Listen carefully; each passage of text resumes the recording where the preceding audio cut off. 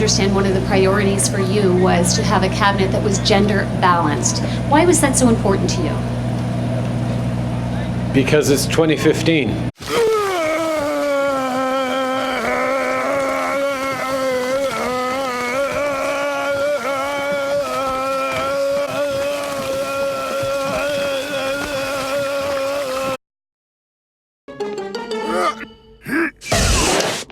Don't let your kids what's it? Mr. Speaker, Vice Admiral Mark Norman served this country with honor and distinction for 30 years. Yet these Liberals won't even give him 30 seconds at one committee meeting to tell his story.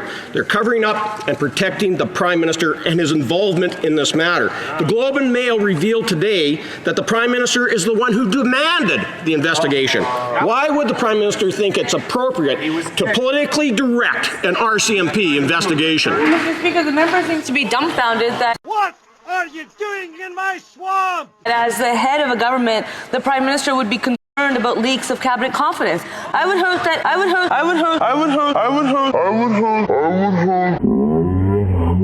any Prime Minister would be concerned, and that member should understand that when it comes to the RCMP, it is an independent organization, and the decision to launch the investigation was made by the RCMP alone. As the Director of Public Prosecution of Canada confirmed last week, the decision to initiate the investigation, lay charges, stay the charges were made independently without political interference. The member might want to listen to what's being said out there. Thank you, Mr. Speaker. Selkirk, Interlake, Eastman. The Minister may want to actually think about what actually happened here, and that it was the Prime Minister who demanded the investigation to find a scapegoat for his cabinet leaks. On 2 occasions, the Prime Minister stated publicly that Vice Admiral Norman would be charged even before the charges were laid and the investigation was complete. We now know that the Liberals withheld evidence from the RCMP, the public prosecutor, and Norman's defense team. Vice Admiral Norman deserves better than this kind of treatment from the Liberals. Why are the Liberals tarnishing the great reputation of Vice Admiral Norman just to protect this Prime Minister? The Honourable Minister of Justice. As the honourable member well knows, the RCMP is an independent body and chooses to investigate and gather evidence on its own, independent of government sources. With respect to documents, Mr. Speaker, our government fulfilled all requests to the court for third-party records applications. In fact, we put together a process with the court to ensure that those documents could be identified and then screened, Mr. Speaker, ultimately by the judge in question. And so we fulfilled all our obligations, and we were cited by the court, Mr. Speaker, for having done so. Has been given a fond nickname in China. He is called Trudeau, which I believe means potato, and he is, I can't say the Chinese word, it's Xian Trudeau, little potato, because his father, Pierre Elliott Trudeau, was senior potato. When leaders in China dismissed this Prime Minister as, quote, little potato, he thought they meant it as a compliment. I want to remind the Honourable Member for Carleton, we can't do indirectly what we can't do directly, so I'd like him to avoid terms that might be considered insulting under the rules. His leadership has called our Prime Minister a name that is so insulting.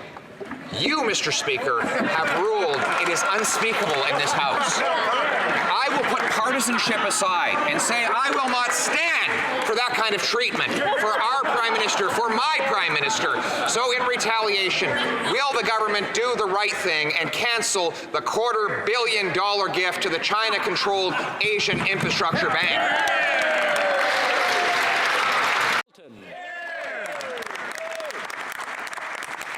Parliamentary Budget Officer proved yesterday that the Liberals' carbon tax cannot achieve what is promised unless it is twice as high as they have admitted. Quote, $50 per ton after 2022, there will be a shortfall. We won't be able to meet the country's targets for greenhouse gas reduction. The only way to do it, double the promised price to over $100 a ton, which translates into an increased price of gas of 23 cents a litre. Will the government admit that its carbon tax, while it makes no sense, costs 23 cents? The Honourable Parliamentary Secretary to the Minister of the Environment. Mr. Speaker, once again, the honourable member is seeking to mislead Canadians in order to scare them into supporting his party.